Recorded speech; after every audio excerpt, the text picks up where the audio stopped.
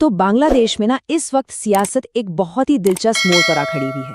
एक जबरदस्त जन आंदोलन हुआ और उसके बाद अब देश एक ऐसे चुनाव की दहलीज पर खड़ा है जो शायद हमेशा के लिए उसकी तकदीर बदल दे। शेख हसीना का दौर तो खत्म हो गया। अब सबसे बड़ा सवाल ये है कि उनकी जगह कौन लेगा। सत्ता का मैदान बिल्कुल खाली है और इस खाली मैदान में दो पुराने दोस्त जो अब सबसे बड़े दुश्मन बन चुके हैं आमने सामने हैं। चलिए इस पूरी चुनावी बिसात को ना 4 हिस्सों में बांटकर समझते हैं। पहले देखेंगे कि ये नया सियासी मैदान बना कैसे, फिर बात करेंगे 2 बड़े खिलाड़ियों की, फिर ये जानने की कोशिश करेंगे कि कौन किस पर भारी पड़ रहा है और आखिर में देखेंगे कि भारत के लिए इसके क्या मायने हैं। तो चलिए सबसे पहले बात करते हैं बांग्लादेश के इस नए सियासी मैदान की। आखिर ये सब शुरू कहाँ से हुआ, वो क्या वजह थी जिनकी वजह से आज इतना बड़ा मुकाबला देखने को मिल रहा है। कहानी शुरू होती है अगस्त 2024 से। एक ऐसा जन आंदोलन उठा जिसे मॉनसून क्रांति का नाम दिया गया, जिसने सचमुच देश की पूरी सियासत को हिलाकर रख दिया। सिर्फ सरकार ही नहीं गिरी, बल्कि एक अंतरिम सरकार के लिए भी रास्ता साफ हो गया और वहीं से इस ऐतिहासिक चुनाव की जमीन तैयार हुई। जरा इस टाइमलाइन पर नजर डालिए। अगस्त 2024 में शेख हसीना की सरकार गई और फौरन ही मोहम्मद यूनुस के नेतृत्व में एक अंतरिम सरकार आ गई। अब दिसंबर 2025 में चुनाव का ऐलान होगा और फरवरी 2026 में वोट पड़ेंगे। मतलब देखिए कितनी तेजी से सब कुछ बदला है और इसी वजह से सभी पार्टियों को अपनी पूरी की पूरी स्ट्रैटेजी ही बदलनी पड़ गई। तो अब ये तो समझ आ गया कि मैदान कैसे तैयार हुआ। अब बात करते हैं उन 2 बड़े खिलाड़ियों की जो इस मैदान में उतर रहे हैं। और मजे की बात यह है कि ये मुकाबला है 2 पुराने साथियों के बीच। एक तरफ है बीएनपी यानी बांग्लादेश नेशनलिस्ट पार्टी और दूसरी तरफ है जमात-ए-इस्लामी। कभी ये साथ थे लेकिन आज एक दूसरे के खिलाफ हैं और दोनों ने वोटर्स को अपनी तरफ खींचने के लिए बिल्कुल अलग-अलग रास्ते अपनाए हैं। पहले बीएनपी की स्ट्रैटेजी को समझते हैं। वो एक बहुत बड़ा दांव खेल रही है।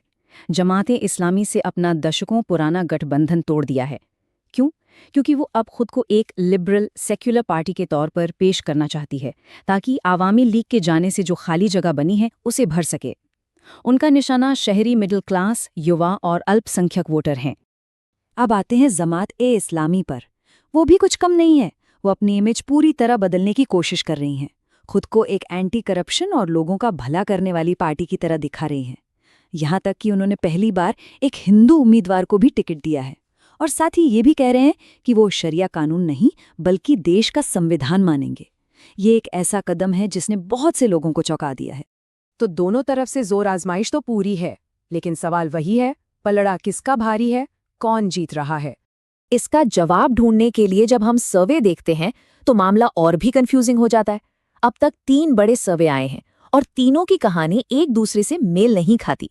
ये देखिए, ईएसडी और एनआरसी के सर्वे को देखें तो लगता है कि बीएनपी को आराम से बहुमत मिल जाएगा, मतलब एक तरफा जीत। लेकिन आईएलडी का सर्वे कहता है कि मुकाबला बिल्कुल कांटे का है, इतना करीबी कि कुछ भी हो सकता है। इससे पता चलता है कि जमीन पर हवा किस तरफ बह रही है, ये कहना बहुत मुश्किल है। अब इस चुनाव में जो सबसे बड़ा गेम चेंजर साबित हो सकता है वो है अवामी लीग का वोटर। पार्टी तो बैन हो गई, लेकिन उसके करोड़ों वोटर कहाँ जाएंगे? एक सर्वे के हिसाब से इनमें से 80% वोटर बीएनपी को वोट देने का मन बना रहे हैं। अगर ऐसा हुआ तो समझ लीजिए कि ये चुनाव के नतीजे को पूरी तरह पलट सकता है। तो बीएनपी की ताकत क्या है? उनके पास एक अनुभवी लीडरशिप है, एक क्लियर मैनिफेस्टो है और जैसा हमने देखा अवामी लीग के वोटर्स का सपोर्ट भी मिल सकता है। लेकिन कमजोरियां भी हैं। उनके कुछ जमीनी कार्यकर्ताओं की आक्रामक राजनीति पार्टी की इमेज को नुकसान पहुंचा सकती है और बागी उम्मीदवारों की वजह से वोट भी बढ़ सकते हैं। वहीं दूसरी तरफ जमात की सबसे बड़ी ताकत है उसकी साफ सुथरी छवि। उन पर करप्शन का कोई बड़ा दाग नहीं है, लेकिन उनकी कमजोरी है उनकी विचारधारा।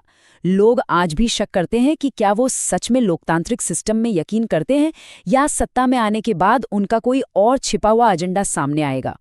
चलिए अब थोड़ा जूम आउट करते हैं और देखते हैं कि इस चुनाव का असर बांग्लादेश के बाहर, खास तौर पर भारत पर क्या पड़ने वाला है।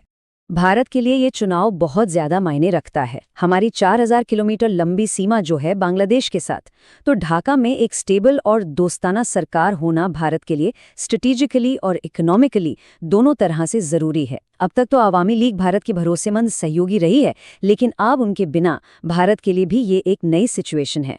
जैसा कि एक डिप्लोमैटिक एडिटर ने बहुत अच्छी बात कही कि वो भारत के साथ अच्छे संबंध नहीं रखें, ऐसा हो ही नहीं सकता। मतलब साफ है, बांग्लादेश में कोई भी जीते, भौगोलिक और आर्थिक मजबूरियां ऐसी हैं कि उन्हें भारत के साथ मिलकर चलना ही पड़ेगा। लेकिन कहानी में एक ट्विस्ट है। ऊपर ऊपर भले ही दोस्ती की बातें हों, लेकिन जमीनी हकीकत ये है कि बांग्लादेश में भारत के खिलाफ सेंटिमेंट बढ़ रहा है और कुछ पार्टियां इस भावना को अपने फायदे के लिए चुनाव में इस्तेमाल भी कर रही हैं। तो आखिर में सवाल यही है, क्या ये चुनाव बांग्लादेश में स्थिरता का एक नया दौर लाएगा, या फिर देश एक ऐसे अनजान रास्ते पर निकल जाएगा जिसके बारे में किसी को कुछ नहीं पता? 12 करोड़ 70 लाख से ज्यादा वोटर्स का फैसला सिर्फ बांग्लादेश का ही नहीं, बल्कि पूरे दक्षिण एशिया का भविष्य तय करेगा।